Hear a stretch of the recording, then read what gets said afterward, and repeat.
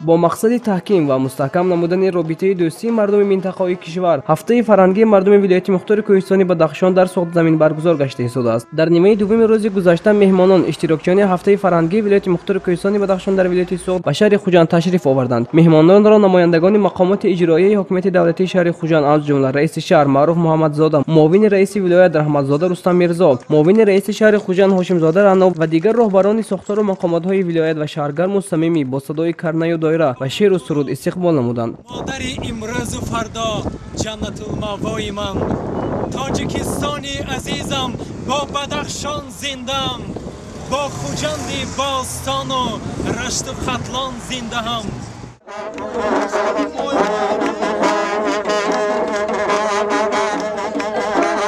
پس از استقبال گرم مهمانان جانب اردوگاه شاهین شهر گلستان رهسپار شدند. قابل ذکر است که سنه‌های 21-26 آگوست هفته فرهنگی ولایت مختار کوهستانی بدخشان در شهر خوجند دایر می‌گردد. طول سفر مهمانان از منطقه‌های زیبا و تماشاباب، مدنی و فرهنگی، تاریخی و صنعتی و استحصالی ولایت دیدن می‌نمایند.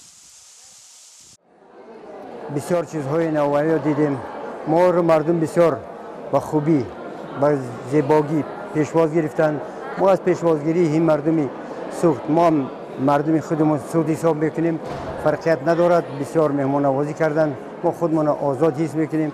پیشروی ها در سمت زندگی در سمت همه طرفه معین است. پیشروی ها دیده میشد. من چند سال پیش در این وادی بودم همچون مهمان، حاضر باز بسیار پیشروی ها را به چشم خود دیدم. خانه های با حشامت، کوچه های بزیب.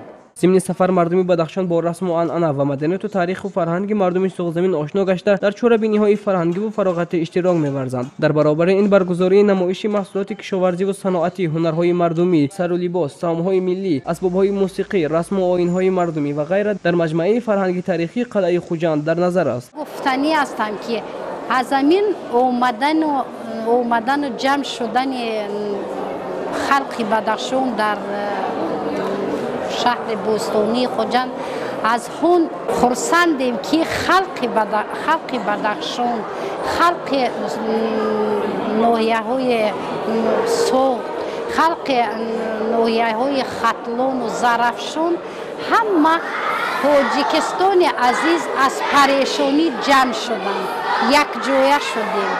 ما باید تاجیکستان عزیز رو یک جایه سازیم، یک جایه و قله‌های بلندترین